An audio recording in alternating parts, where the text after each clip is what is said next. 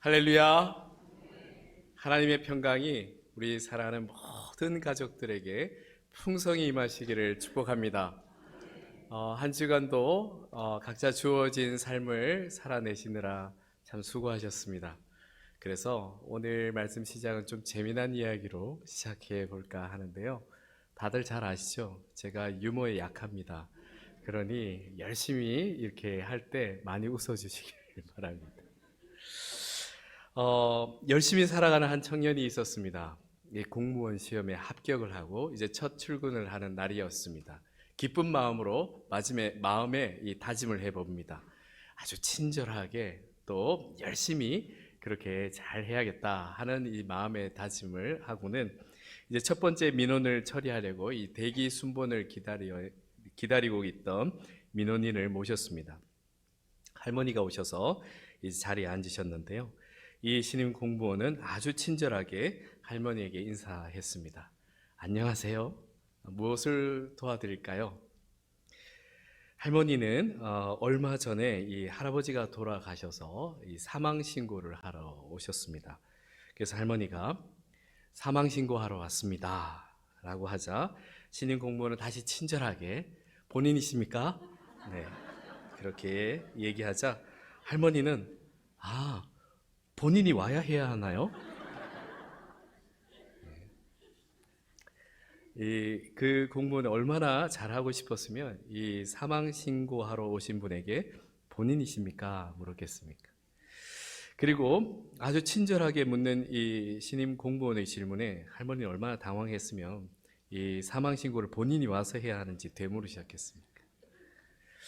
저는 이 이야기를 듣고 가볍게 웃으면서도 한편으로는 요즘 참 모두들 열심히 살아가려고 애쓰고 노력하지만 그 잘해야겠다는 그 부담감과 그리고 또 실패하면 자칫 낙오할 수도 있다 하는 그 위기감 때문에 오히려 당연한 일조차도 가끔 실수하게 만드는 것 같다 하는 생각에 마음 한편으로는 안타까웠습니다.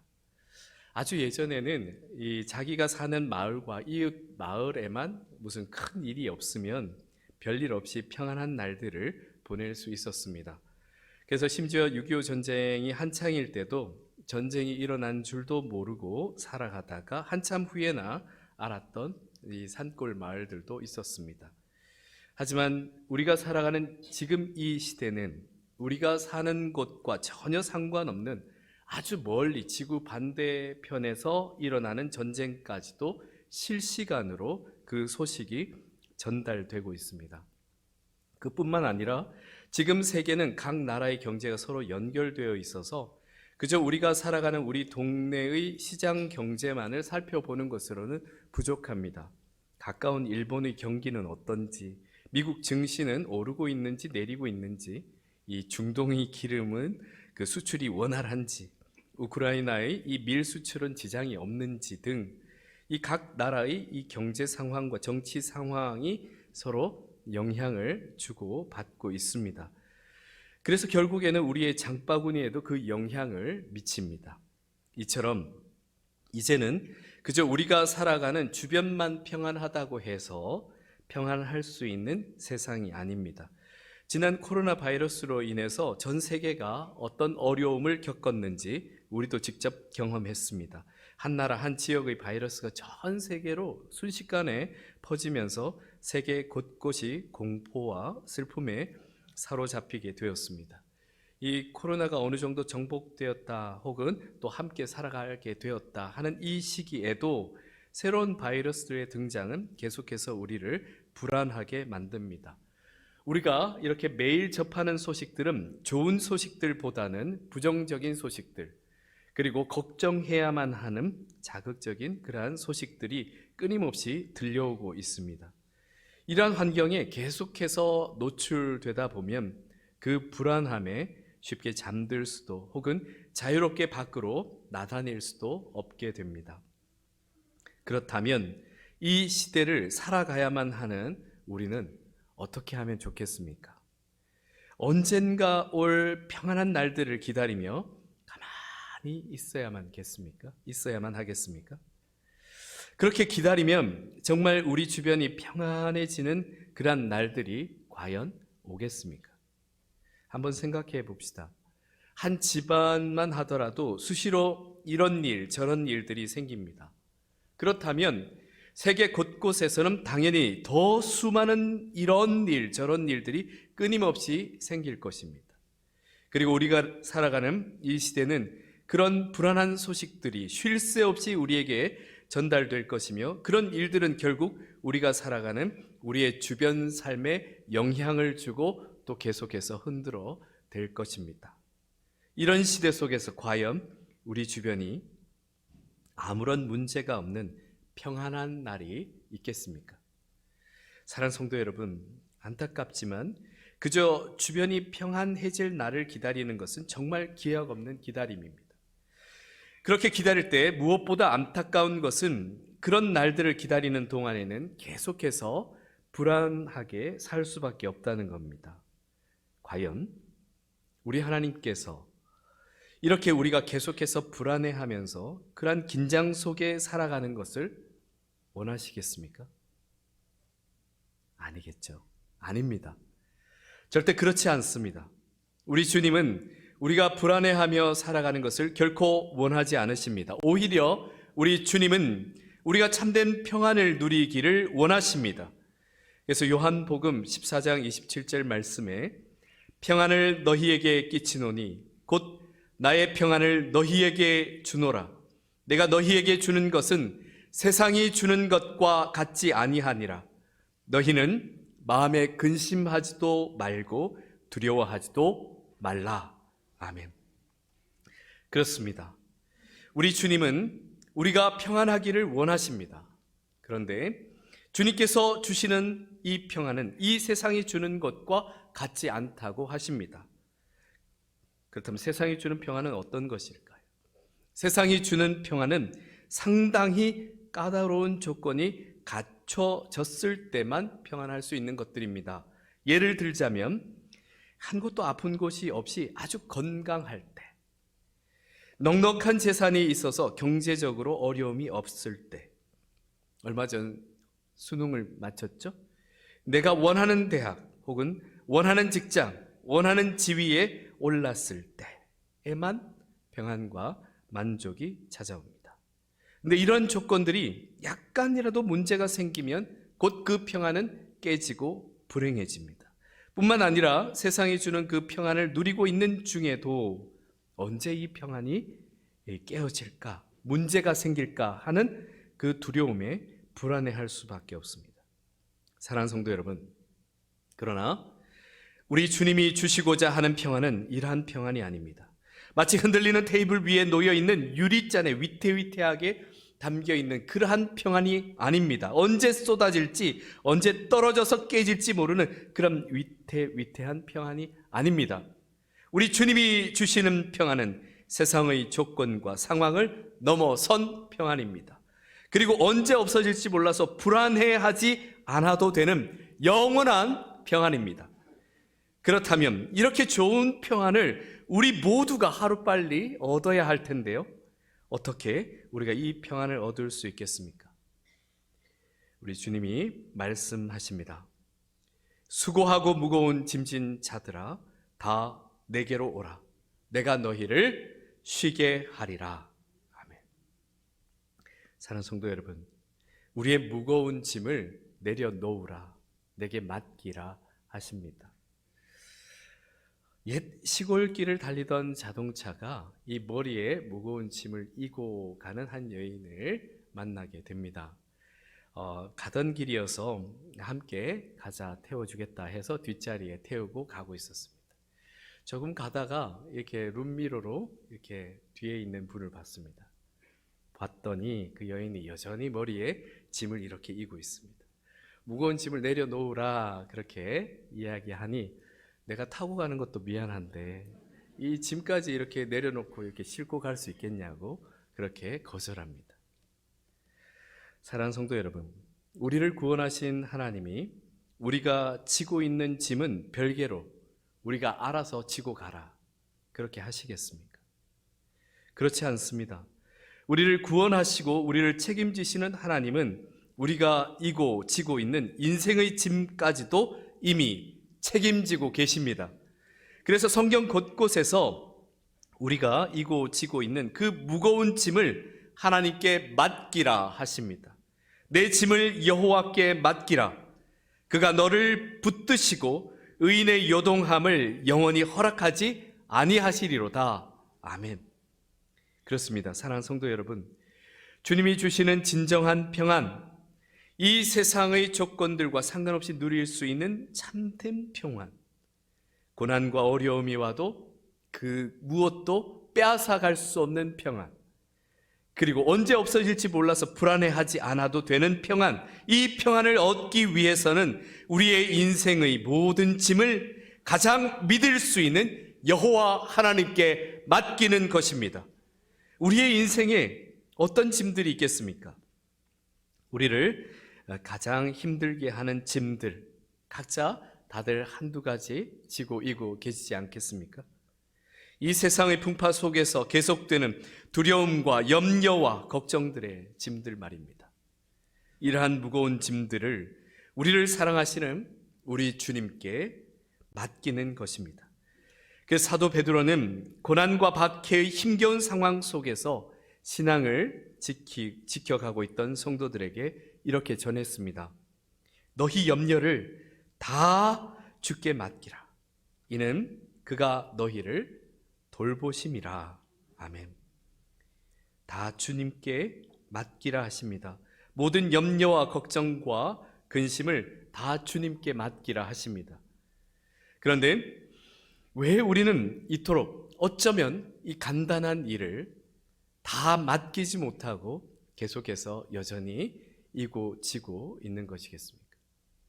염려를 맡기는 것, 걱정을 맡기는 것, 참 좋은 일이라 그것까지는 뭔가 하겠는데 아주 중요한 것, 이것까지 맡겼다가 혹 내 뜻대로 되지 않을까 하는 또 다른 염려와 걱정 가운데 완전히 맡겨드리지 못하고 계신 것은 아닙니까? 그런데 오늘 본문 1절 말씀을 마음에 새기면서 이런 어리석은 생각은 내려놓으시길 바랍니다.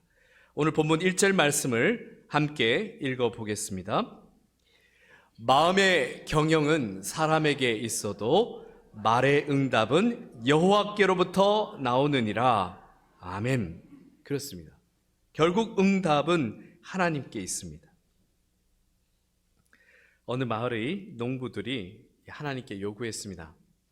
하나님, 우리가 원하는 대로 1년만 날씨를 변화시켜 주십시오. 하나님께서 대답하셨습니다. 그래 좋다. 1년 동안 너희가 원하는 대로 이 날씨를 변화시켜 주마. 그래서 농부들은 자기들의 이 지식과 경험을 모아서 이 농사를 짓기 시작하면서 하나님께 요구했습니다. 하나님, 지금은 비를 주십시오. 또 조금 지나서 하나님, 지금은 햇빛을 주십시오. 그리고 조금 지나서 하나님, 지금은 살살 부는 바람을 주십시오. 그렇게 이 요청하는 대로 하나님께서 주셨습니다. 그렇게 계절이 지나가고 가을이 되어 추수할 때가 되었습니다. 농부들은 신이 나서 이 추수를 하고 탈곡을 하였습니다. 그런데 이게 웬일입니까? 막상 탈곡기에 넣어 탈곡을 해보니 알곡이 없습니다. 그래서 농부들이 하나님께 따져 물었습니다. 아니 하나님, 왜 알곡이 하나도 없습니까? 그러자 하나님께서 대답하셨습니다. 나는 너희들이 원하는 대로 다 주었다. 비를 원할 때 비를, 햇빛을 원할 때 햇빛을, 바람을 원할 때 바람을 주었다. 그런데 너희가 언제 나에게 알곡을 달라고 구하였느냐? 너희들은 알곡을 달라는 말을 한마디도 하지 않았다. 그제서야 이 농부들은 자신들의 경험에 의해서 하나님께 주문하는 것보다 모든 것을 하나님께 맡기고 하나님의 선하신 뜻대로 구하는 것이 그들에게 가장 좋다는 것을 깨달았다 하는 이야기가 있습니다. 사랑하는 성도 여러분, 우리의 온갖 경험과 지식으로 우리 마음의 가장 이상적인 일들을 경영한다 하여도 결국 그 응답은 오직 여호와 하나님께 있습니다. 그래서 가장 지혜로운 사람은 하나님의 뜻을 구하며 그 뜻에 순종하는 사람입니다.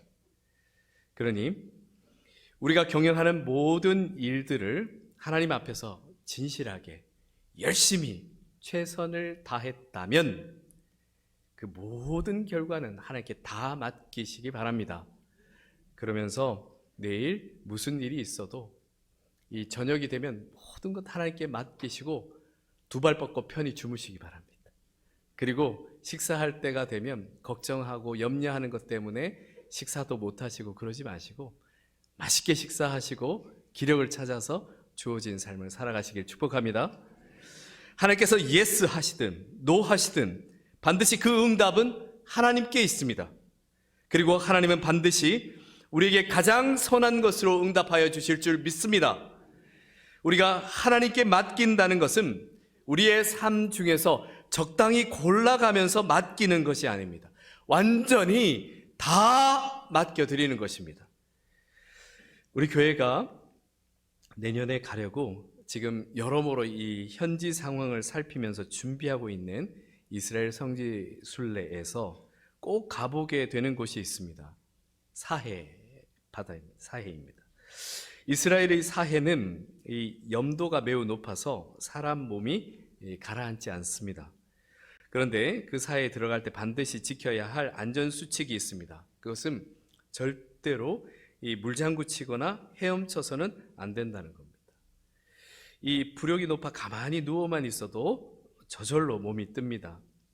그런데 이 수영에 자신 있다고 해서 막 헤엄을 치거나 또 혹은 반대로 물에 빠질까 봐 걱정해서 물에서 막 호우적거리게 되면 이 사해 물이 이 눈에 들어가게 되는데 이 사해 물에는 다량의 이 광물질과 매우 높은 염분이 함유되어 있어서 눈에 들어가면 정말 쓰리고 아픕니다. 그런데 이를 지키지 않아서 첨벙거리다가 자신이나 또 옆에 사람의 눈에 이 사해물이 들어가게 되면 즐거운 시간은 바로 끝납니다. 무조건 밖으로 나가서 깨끗한 물로 이 눈을 씻어내야 됩니다. 그래서 사해에서 제대로 즐기기 위해서는 이 자신의 모든 힘을 빼고 가만히 바다에 자신의 몸을 완전히 맡기고 그냥 누워야 합니다. 그러면 신기하게도 자신의 몸을 누가 이렇게 밀어 올리듯이 몸이 둥 뜹니다. 그 후에는 편안하게 사해에 누워서 휴식을 즐기면 됩니다. 사랑하는 성도 여러분, 하나님께 맡긴다는 것은 바로 이런 면입니다.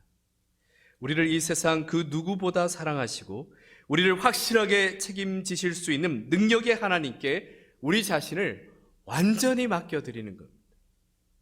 바로 그때 찾아오는 평안이 바로 하나님께서 주시는 평안입니다. 우리의 모든 것을 다 맡기는 것입니다.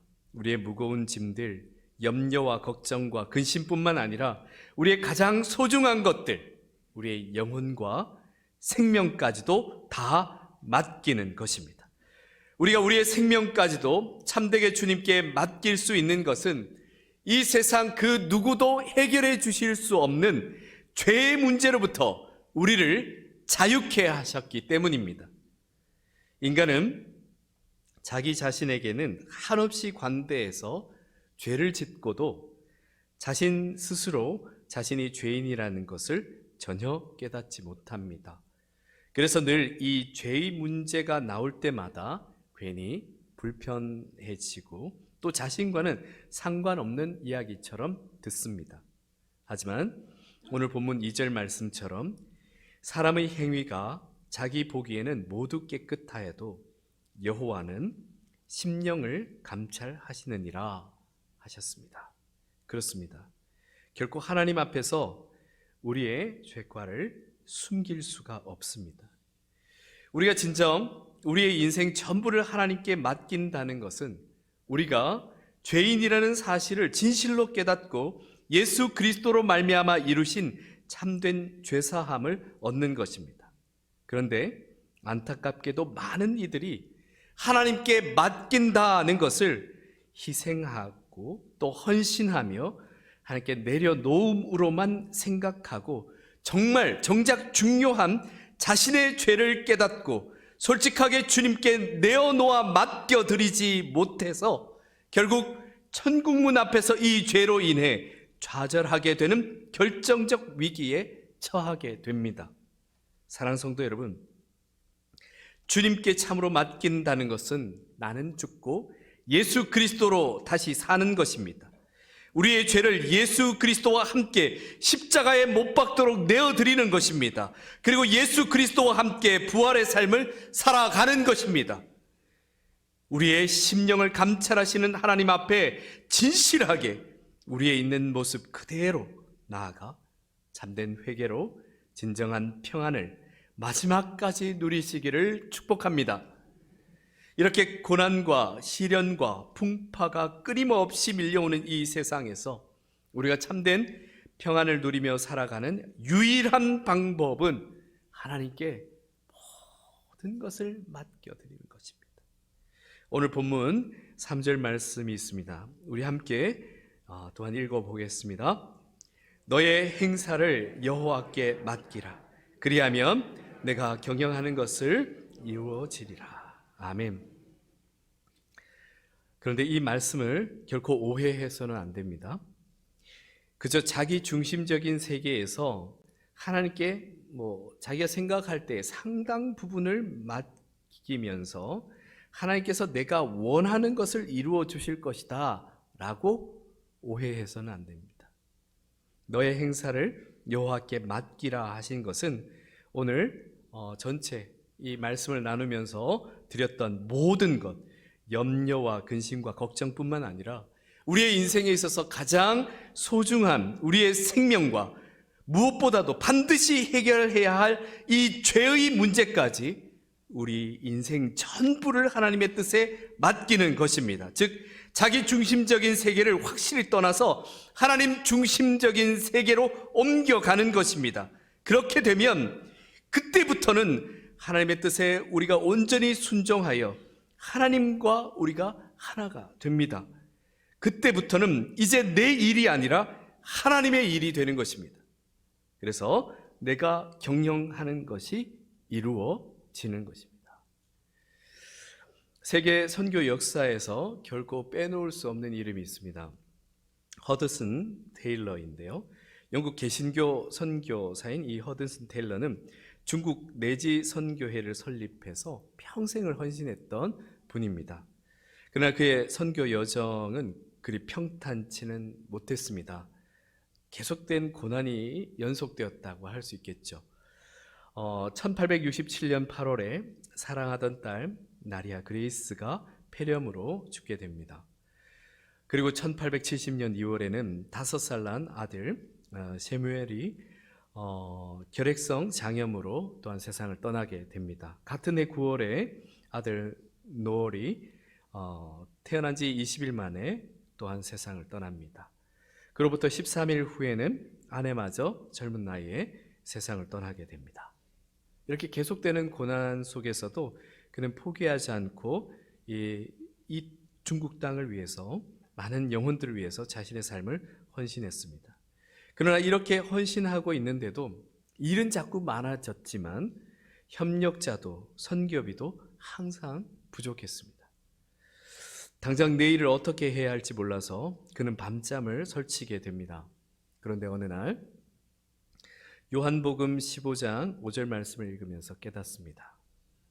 나는 포도나무여 너희는 가지라.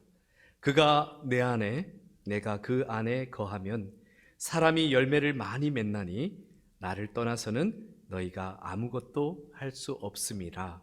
아멘. 이 말씀을 묵상하면서 그래, 주님은 포도나무시고 나는 가지인데 내가 걱정할 것이 무엇이란 말인가? 주님께서 수분과 양분을 공급해 주시는 나무이니 가지인 나는 그것을 잘 받아들이기만 하면 되는데 가진 내가 수분과 양분을 공급하려고 애쓰고 있다니 참 어리석었구나 라고 깨닫습니다. 그러면서 그동안에도 그토록 헌신하고 있었던 자신을 다시 한 번 더 쳐서 주님께 굴복시키며 참되게 회개하며 주님께 이제 온전히 다 맡겨 드립니다. 그러자 마음의 평안이 파도처럼 밀려와 그 후부터는 여러 고난과 걱정과 염려거리가 다가와도 쉽게 흔들리지 않을 수 있었다 합니다. 오히려 그 후부터는 기도하는 것마다 응답을 받습니다. 마치 내 일을 어떻게 하나님께서 아셨나 싶을 정도로 그렇게 일이 이루어지게 되는데요. 중국 선교회를 위한 지부가 이제 북미로 확대되면서 스웨덴, 노르웨이, 덴마크, 독일, 호주, 뉴질랜드 등 세계 각국에 설립되었고, 한때는 이 그를 돕기 위해 중국에 모여든 선교사만 해도 1000여 명이 넘었다고 합니다. 한순간에는 예전에는 너무나 막막했던 이 선교를 어떻게 이룰까 했는데 하나님께 다 맡기고 났더니 하나님께서 그 모든 것을 더욱 놀랍게 이루신 것을 경험하게 됩니다. 주님께서 사랑하신 성도 여러분, 이것입니다. 우리의 삶의 현장에서 우리 앞에 다가오는 모든 문제들을 전적으로 하나님께 맡기시길 바랍니다. 물론 우리가 살아가는 삶에, 여러분의 삶에 고난도 없고 시련도 없었으면 좋겠습니다. 그래서 염려와 걱정과 근심 같은 것 하나도 하지 않았으면 참 좋겠다 싶습니다. 하지만 이 세상이 그렇지 않습니다. 이젠 이 시대가 그렇지 않아서 오히려 하지 않아도 되는 염려와 몰라도 되는 걱정거리들까지 다 하도록 만드는 세상입니다. 그렇기 때문에 우리가 더욱더 하나님께 우리를 맡겨드립시다. 모든 문제뿐만 아니라 우리의 모든 인생을 하나님께 맡길 때 하나님께서 책임져 주시고 그리고 가장 선한 것을 이루어 주실 줄 믿습니다. 포도나무에 단단히 붙어 있는 가지처럼 포도나무로부터 공급되는 그 수분과 영양분을 충분히 얻어 이 땅에서도 하늘의 은혜를 누리는 풍성한 삶을 살아가시길, 평안한 삶을 살아가시기를 축복합니다. 함께 기도드리겠습니다. 살아계시고 역사하시는 아버지 하나님, 하나님의 그 사랑이 지금 이 자리에 함께하고 있는 믿음의 형제 자매들, 하나님의 가족들을 향하여, 하나님의 백성들을 향하여 있습니다. 우리의 삶을 다 주님 앞에 맡겨드리기를 원합니다. 염려, 걱정, 근심 다 주님께 맡길 뿐만 아니라 우리가 가장 소중해서 어찌할 줄 몰라서 두 손에 붙들고 있던 그 모든 것까지, 우리의 생명까지도 주님께 맡겨드립니다. 그리고 뿐만 아니라 반드시 해결해야 할 우리의 죄의 문제를 주님 앞에 진실되게 고백함으로 주님 앞에 이 죄의 문제를 맡겨드립니다. 주여, 우리의 삶 속에 이 세상이 줄 수 없는 평안을 주시고 이 땅에서 하나님의 백성으로 담대히 살아갈 수 있도록 인도하여 주옵소서. 우리의 모든 믿음의 형제 자매들 각자의 삶으로 나가 살아갈 때 주님께서 주시는 그 평안을 누릴 뿐만 아니라 나누어 줄 수도 있는 넉넉한 은혜를 허락하여 주옵소서. 우리 주 예수 그리스도 이름으로 기도드립니다. 아멘.